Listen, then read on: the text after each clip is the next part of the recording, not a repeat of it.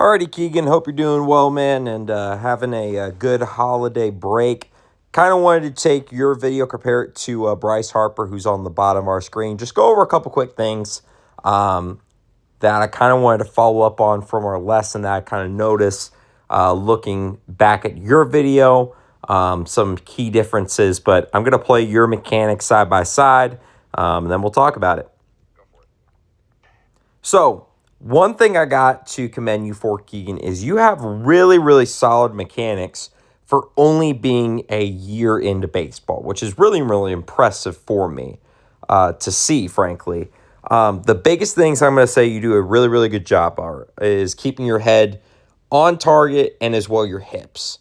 As you see here, very, very similar hips between you and Harper, and as well, you're going to see that you and Harper do a really, really good job of keeping your head behind the baseball. That is awesome. That's great. And especially, too, your bottom half looks great. So everything's good there. The two big things I kind of want to bring up to you that at least I noticed in your swing. So the very first thing I want to show you is take a look at what your hands do comparatively to Bryce Harper's real quick, okay?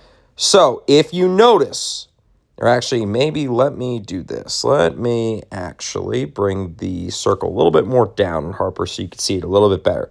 So you're going to notice your hands immediately go out, right? They go backwards, right? Versus watch what Harper's do. Harper loads it into his hands and immediately brings them forward, right?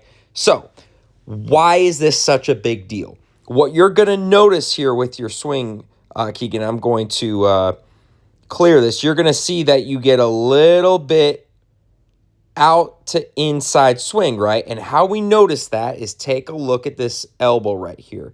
You're going to notice Bryce Harper's elbow where we're connecting into our body and then being on time with the baseball, right? So what does this typically make us do? It usually causes one of two things to happen. More than often, what you're going to see is your barrel's going to be a little bit late to the baseball because your elbow's leading, the barrel's delayed behind, and more often than not, we're going to be a little bit delayed. Or the other option is we're going to notice that we're delayed and trying to get a little bit more in front of it, which brings me to point two, which you're about to see right here. Take a look at your wrists versus Bryce Harper's wrist. You're going to notice you do a really good job keeping them firm, keeping it firm, keep it firm. And then as you're going to see, that arrow's a little bit in the way, so I'm going to put that arrow right back here. You're going to see keep stiff, keep stiff, keep stiff. And then that's where we break them, right? So you're noticing what happens is one of two things. Either we're going to be delayed here, or in this particular swing, Keegan, what you noticed, or rather your body subconsciously noticed, is that, hey, I'm going to be late on this baseball. So in order for me to not be late, I have to flick my wrist at the very last second to get on time, right? Which causes us to pull the ball, right? Or rather roll over the ball in this instance, right? So for you, the big two things I want to keep working on is number one, working connection to extension. And we'll talk about that next lesson of what the feeling's supposed to feel like. But what we're trying to do is stay compact in on the ball. What that's going to allow us to do, keep through our swing, extend through the barrel. That's also going to help you with the second part here of that you don't feel like you have to snap your wrist at the very last second, which I think out of those two things, that's going to be actually the easier part for you. Is because I feel like when you slap your wrist, you do a really good job of keeping it firm through the whole swing.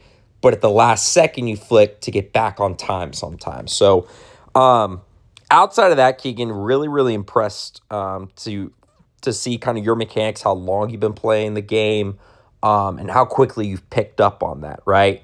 Obviously, there were a couple things that we talked about with our throwing mechanics that we'll continue to work on, but you have a really fluid, natural arm motion too, which is great.